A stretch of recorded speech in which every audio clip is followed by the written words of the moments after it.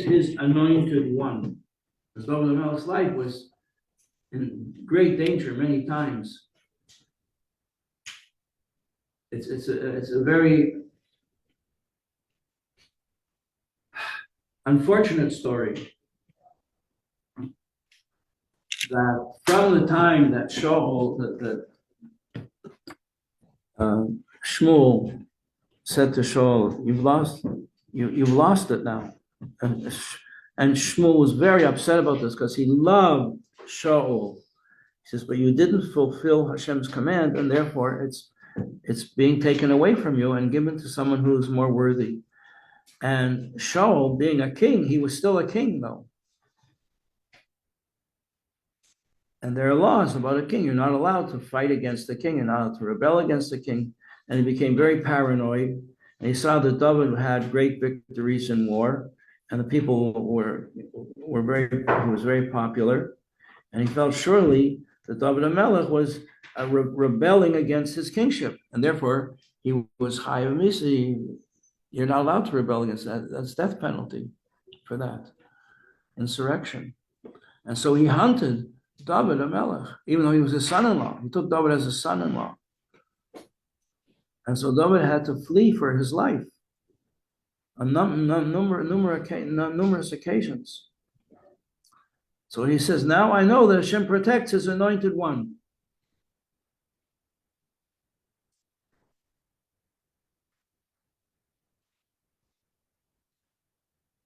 Yanehu answering him from his holy heavens with might and salvation from his right hand.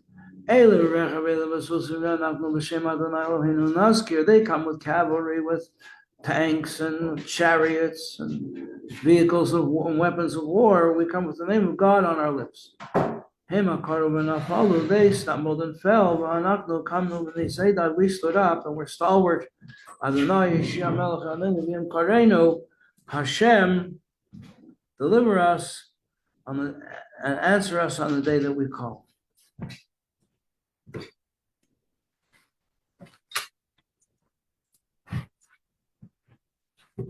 Tonight, by the way, is the third day of Tevis.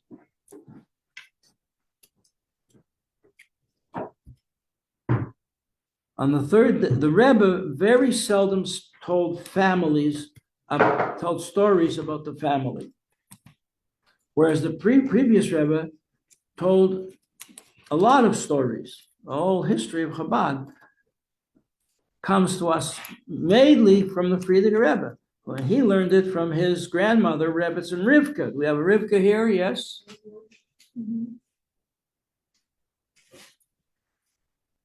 And she was very beloved of the Hasidim. She had a very hard life. She was orphaned when she was young.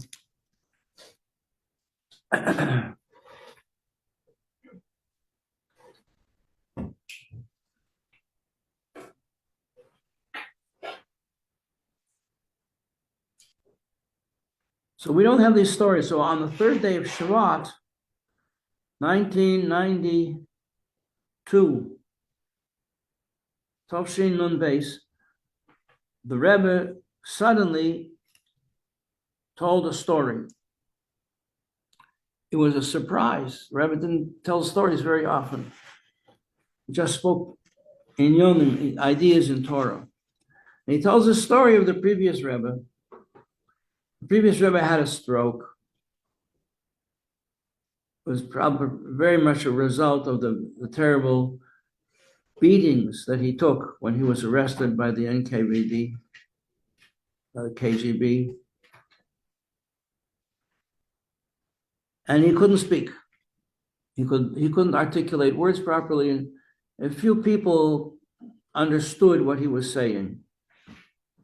And someone had Yechidus, so the Rebbe would answer the Yechidus, and then the secretary would tell the person what the Rebbe had said. So the Rebbe tells a story about the Friediger Rebbe, that there was a doctor who said to him, it's really not fair what Hashem has done. He said, what do you mean? He said, Moshe, we're told, Moshe Rabbeinu had trouble speaking. He has speech defect because of the story with the coals. When he was a baby, he burned his mouth. So, and he said, I'm not a speaker. So Hashem said, Aaron will be your speaker.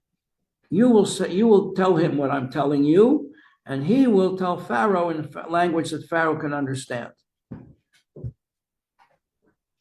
So Hashem provided for Moshe someone to speak for him. Whereas you are the leader of the Jewish people today, and your leadership is through your teachings, and Hashem did not provide for you an Aaron to be your spokesman. This is the story the Rebbe tells us. And the Rebbe says, but he accepted this with joy. He wasn't upset. If that's what Hashem wants, then that's for sure, that's very good. And he accepted this happily. Said the Rebbe, but we have to be the spokesman for the Rebbe, my father-in-law. We have to be the spokesman. When I heard those words, we heard it. I was there. I heard the Rebbe say this. I got a shiver. I said, uh-oh, I don't like the sound of that.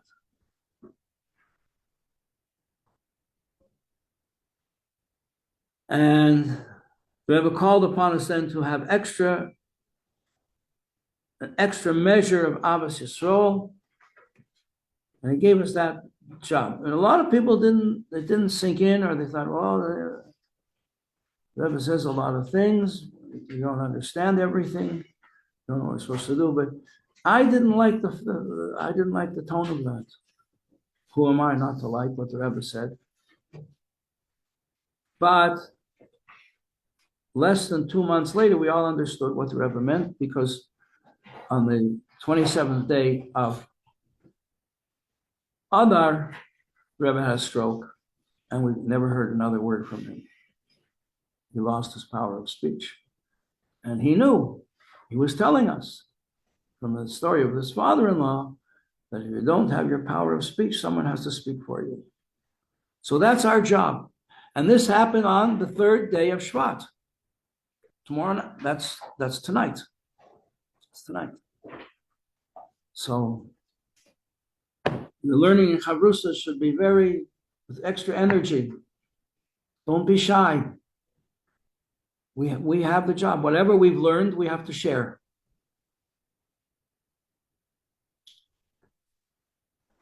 Okay.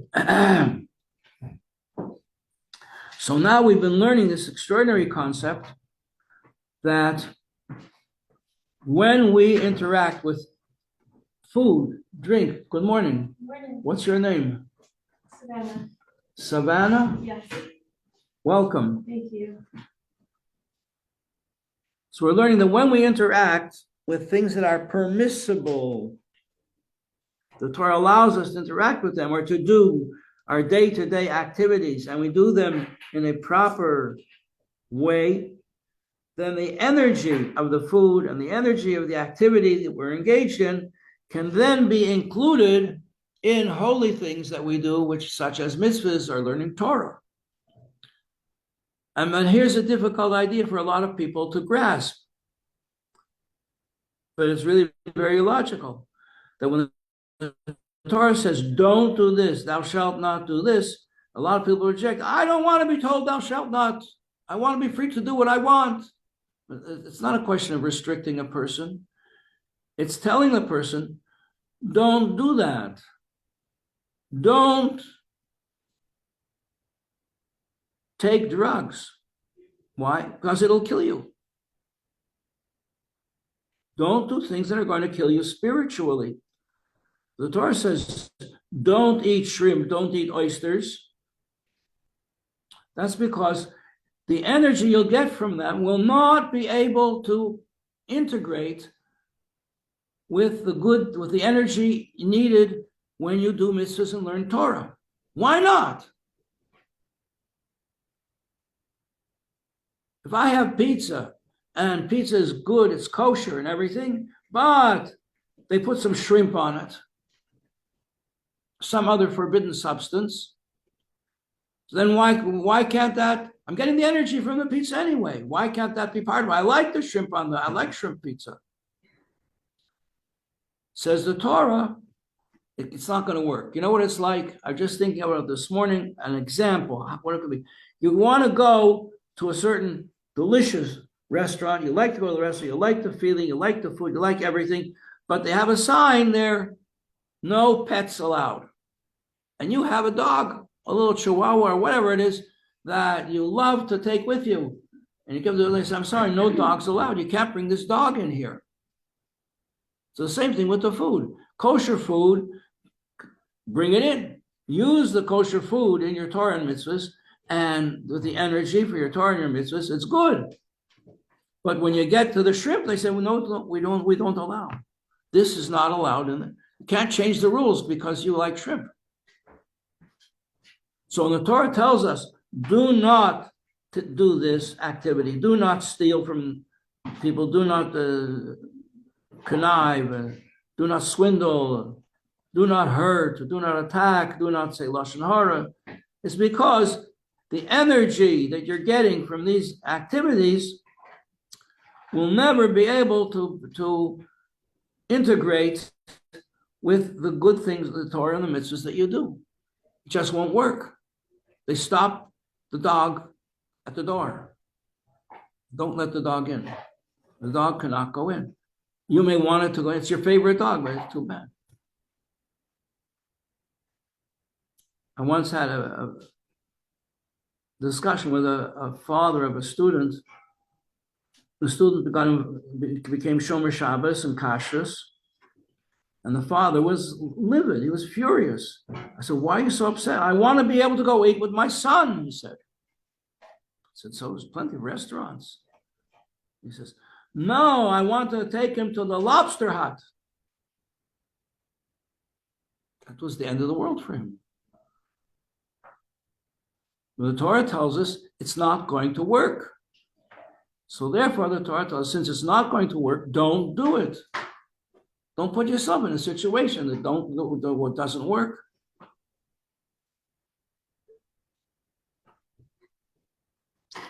Page 118. So now we're going to examine this. On the other hand, we've spoken so far about this amazing thing that you can elevate the energy in kosher food when you do good deeds.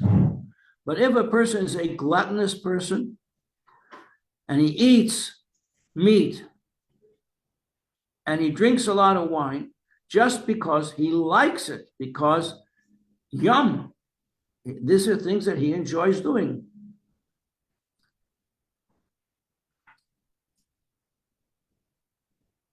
And this desire, a gluttonous desire, is a manifestation of one of the four basic elements that make up what we are physically. What are the four basic elements? Fire, air, earth, right? So water is the basis of pleasure. So you like these kinds of foods, right? And even if they're kosher food, but you're eating it in a gluttonous way, here it says that they come from the element of water, from which comes the appetite for pleasure. In that case, the energy of the meat, page 118, the energy that you get from the meat and the wine that you eat and that you drink does not go up in Torah and mitzvahs that you learn and do, but temporarily it is dragged down into the area controlled by the klippas. Klippas are a hiding of godliness, because this kind of activity hides godliness. You have to eat with a holy intention. You should imagine when you eat some food that you are bringing an offering on the holy altar of God in the temple in Jerusalem. Imagine you want to express your gratitude to Hashem for all his blessings. You're successful, you have a home, you have a wife, you have gorgeous children. You want to bring an offering, a Thanksgiving offering, like a Pesach for the Seder meal. You want to bring your Paschal lamb. We don't bring a Paschal lamb anymore because we don't have the Beis Hamikdash. But you want to bring it, and you prepare it, It's offered on the altar and just smells so good you can't help yourself, and you take some for yourself. Or you save it. I'm going to save some for later. That's not allowed. That's breaking the rules. The rules are set out in the Torah, how you should bring an offering. It ain't going to work. So in this case, the vitality and the energy and the offering that you brought, since you brought it in not the right way, you're eating it not in the right place and not in the right time, it doesn't go up return to its source and holiness. Now, the key word here, the catchword here is temporarily. Since it's kosher to begin with, it is kosher meat, just you interacted with it in a gluttonous way, in a self-centered, ruled by your appetite and not by your mind, so it becomes trapped in the clutches of the extraneous forces, not holy forces, but it's temporary. When you do tshuva, you can schlep it back out. It's not so easy because you don't want to do tshuva because you like what you did. But if you really understand what you did and what a negative thing it is and how it's going to affect your whole character, and it's not going to bring any blessings into your life, and you feel badly about it, and you do tshuva, and I'm never going to do this again, I don't want it. What might motivate you is you suffer some terrible loss monetarily, or you lose your job, or you get sick. You say, oh, I know why this is happening. It's because I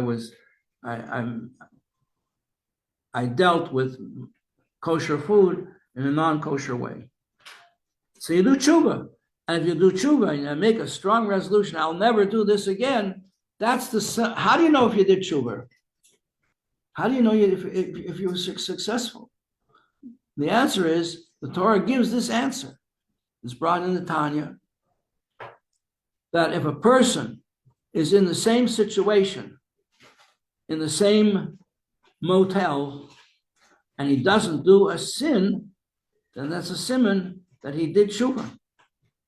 Doesn't do the sin anymore. That means, and he rectified himself.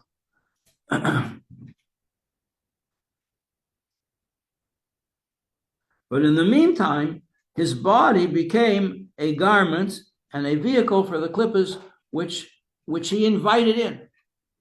He invited the klippas to come in. He said, I've got room for you. Come. I have room for you in my heart. So once you have room for the klippas in your heart, then that's like the sign at the door. No dogs allowed. Klippas not allowed. Messes things up.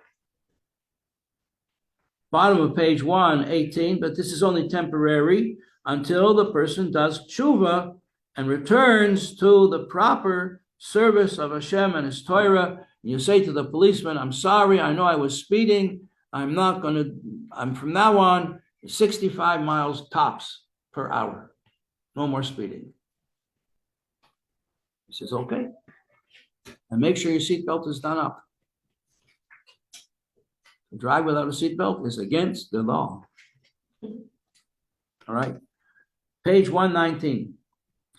And now he explains exactly like we said. Kilafi shahaya basar heter, since the meat was permissible and the wine was kosher, lakach yechaylim, therefore he is able, the energy in the meat and the wine can lachzor, return, laha'alis imei, and ascend and be reunited with its source in holiness, when he returns to serving Hashem according to the rules, to the guidelines that Hashem gives us, like the story that I told you about the new copy machine in the office. Be sure you read the directions. And we said here, first paragraph 119. Abasar heter. It says the butter is heter. What's the word heter? What does heter mean? Heter means permissible. The root of the word heter means released. Asur, which means forbidden, means asur means opposite of released. Like a prison is called a beit asurim. The word asur means confined, restricted, or entrapped in the clutches of the extraneous forces, of the negative forces. So food that is asur, that means it's forbidden, means it's not available. It's not available. To get this food, for instance, you have to pay dues. You have to join the club of the extraneous forces. They'll make you a member. They'll give you a credit card. You can enter and eat all the forbidden food you want. Heaven forbid. Okay, so the word heter means released. How do you open these doors that clanged shut? It's hard, but that's called tshuva. It requires a lot of willpower. But since in the case we're talking about here, the case is that the meat and the wine were permissible in the first place, only the person's desire for pleasure, the enjoyment of the meat and the wine, dragged them down into the level of the klippas. But since they were in the first place good, they have the power to return and go up with him when he returns to serve Hashem according to the rules, which is the law, the mitzvahs of the Torah and the Shulchan Aruch. That's what heter means. Heter means permissible. It also means releasable. It's releasable. And mutter, something that's permissible. The word asur means that it's restricted and cannot be reunited with its source in godliness. Rak, bottom of page 119.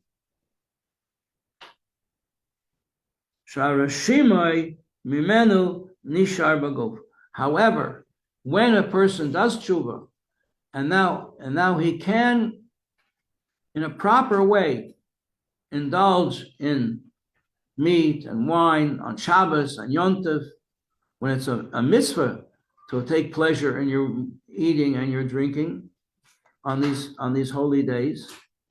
However, the fact that a person crossed the red line and did things not in a permissible way, it leaves a stain. It leaves a stain on the soul. Like you go to a wedding and the waitress spills some tomato sauce on your white chiffon blouse. So you go to the cleaners. They clean it up, but there's still a hint of a stain there.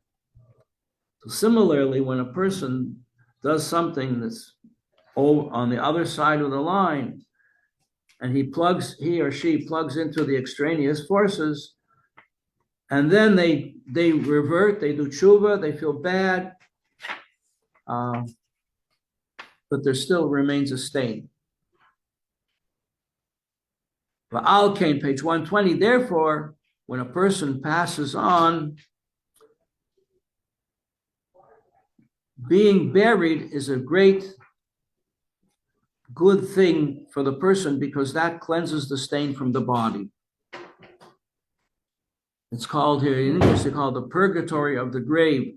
That is to say, the decay, the worms, and the water, and the elements which attack the person's body when he or she is in the grave, that purifies the flesh from the contamination of having done something, consumed something that was not right, or having done something, heaven forbid, that was not right.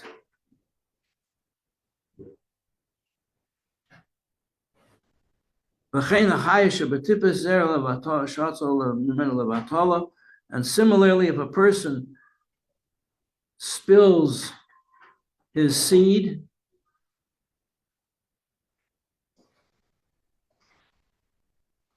so the energy from that went into the seed that could generate new life, has to be redeemed.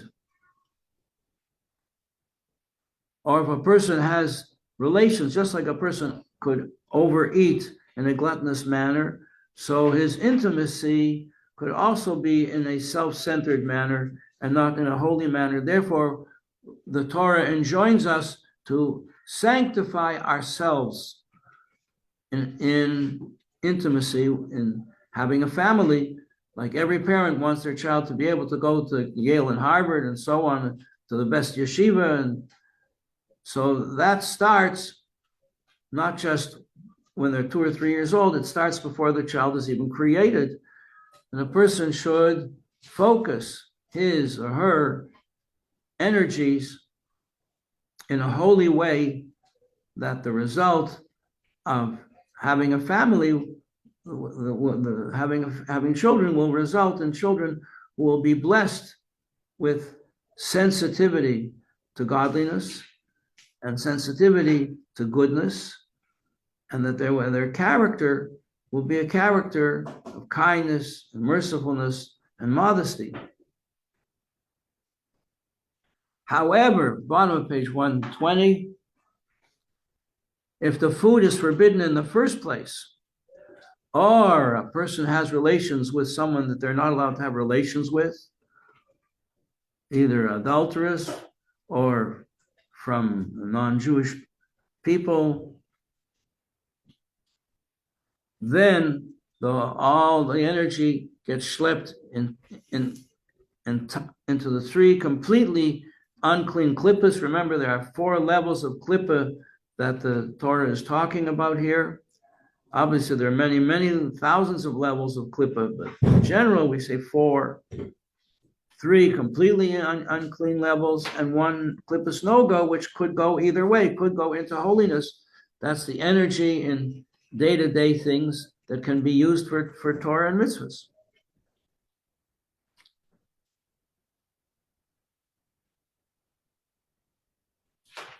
And the vitality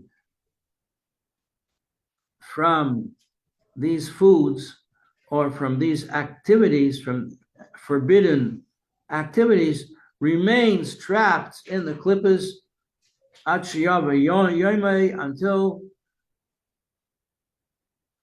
Mashiach, when the forces of evil will be dispersed and swallowed up and taken out of the world forever.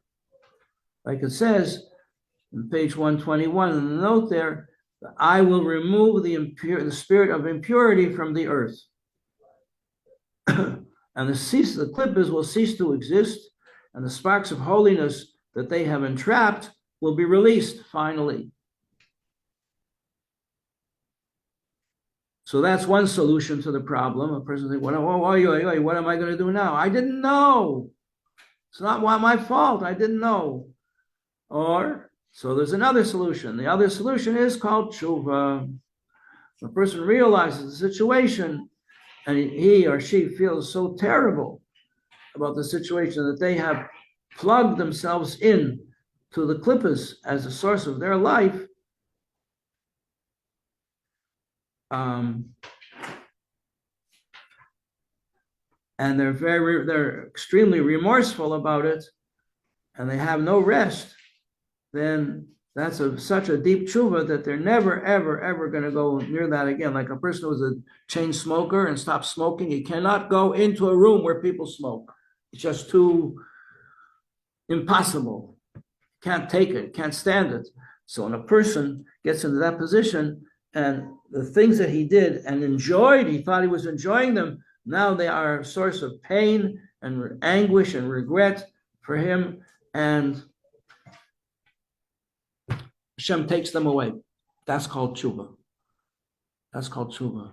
I just heard recently somebody who was complaining to the Rebbe that because of the things that they did, they find no peace in their desire to lead a kosher, holy life. And the Rebbe said, you don't have to feel that way.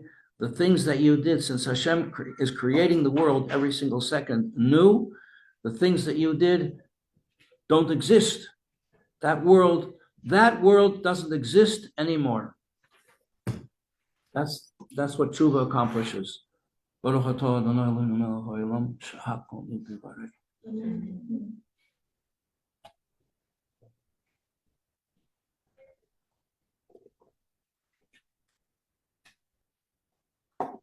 it has to be real. That's okay, I did tshuva, now I can go back and do it again sometime. Doesn't work. Thank you very much, everybody.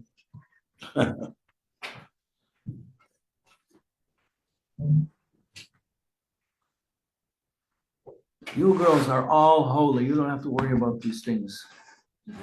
That's why you got here. Hashem took you by the earlobes and brought you to this wonderful institution. It really is a wonderful place. We all have to appreciate how lucky we are.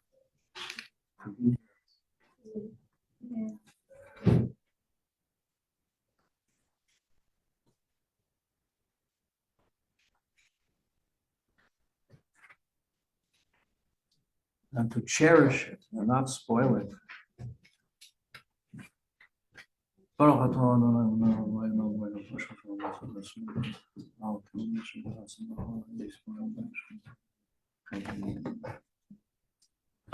Thank you. It's a nice sunny day, just a little bit chilly.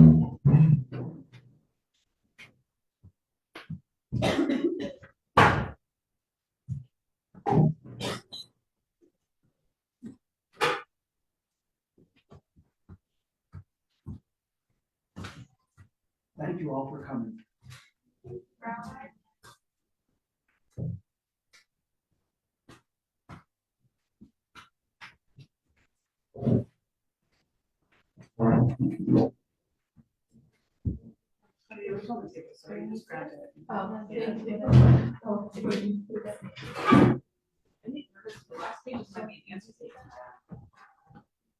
Oh, yeah, I know there are some of the answers. Do you think it is? No, I thought it was a different set of sheets. Yeah, I think it's different, it's different words. Yeah. How many of those do we have? 5. Yeah.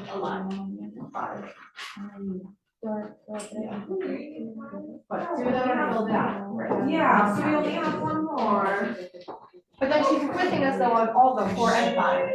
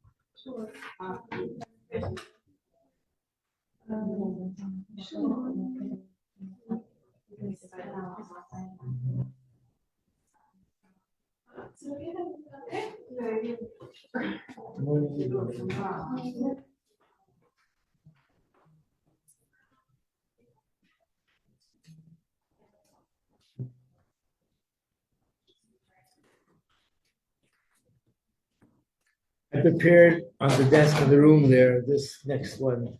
It says 16 to 19.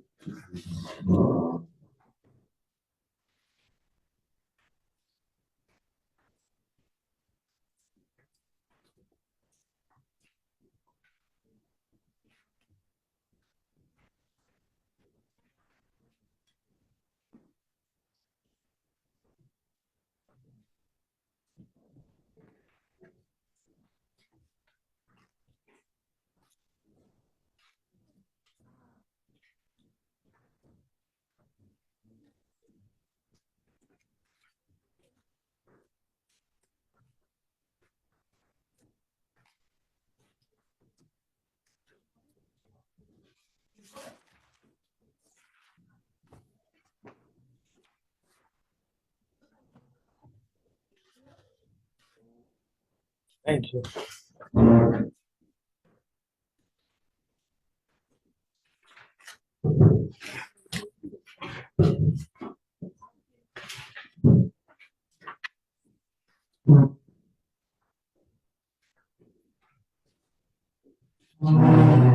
So this is lesson 16, and it's about the subject of prophecy.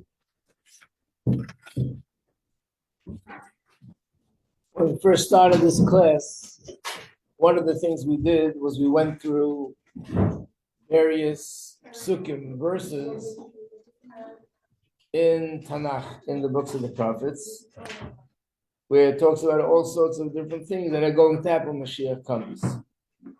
One of them is a pasuk where it says, and I will bring back, I'll tell you the words in Hebrew is, Ve'eshpech ruchi al kol basar, I will pour my spirit on all flesh, v'nibu b'nechem u'b'nesechem, and your sons and your daughters will prophesy. In other words, during the time now or in Galus, prophecy was only reserved for selected people. So Moshe Rabbeinu was a prophet. Then we have the books of the prophets, and there are many other people who are prophets. But in order to be a Navi, a prophet, one had to be a very big tzaddik. When Mashiach comes, it says that everyone will have prophecy. All men and all women, and I think it says even children will all have prophecy. So there's a question that comes up, which is during this time of Galus, after the temple is destroyed, and after everything else, can there be prophecy now or not? So we're going to go through some of the sources where it says that it can be, where's the source that it can't be, and we'll see how this is related to one of the talks of the Rebbe was that this announcement that Mashiach is coming now is being announced as a prophecy. And this was the one and only time, I'm talking about over 40-something years, that the Rebbe spoke tens of thousands and hundreds of thousands of hours about different subjects, tens of thousands of letters that the Rebbe wrote, tens of thousands of private, interaction with people who came for different blessings. I don't think there was ever once, ever, before or after, that the Rebbe should say this is being said as a prophecy. On the contrary, when the Rebbe would give someone advice, he would always explain it with some sort of a reason that was sort of a technical reason, a reason that maybe made sense medically, a reason that would sound like it is a logical reason why he's saying this, but he never would say such words. This is being pronounced as a prophecy. The one exception was regarding Geula. Yeah. I read a book. We have it at the dorm, but it was about this woman. She actually came here, and she ended up marrying a man who was Lubavitch but not Chabad because she had written a letter to the Rebbe, and basically the secretary. This was after his jokes, like the secretary took it to him, and the Rebbe told him to marry her, or like told her to marry him. And it ended up becoming that after they got married, he became Chabad. So she kind of like was able to return to Chabad. So would that not count as a prophecy? Would that just count as like advice that then was later revealed as a prophecy? Is that what the difference is? Yeah, the difference is there are many things that happened that the Rebbe told people, and you saw later in the future that the Rebbe saw ahead of what was happening, what was going to happen. Mm-hmm. But the Rebbe never used the term prophecy. Okay, so this was the only time with the actual. To give you an example. There's a famous story. It was in the newspaper at the time. One of the people who was very famous in Israel. First of all, he became a prime minister, and before that, he was the one who was the general of the 6-Day War. His name was Ariel Sharon. So this Ariel Sharon was here in New York.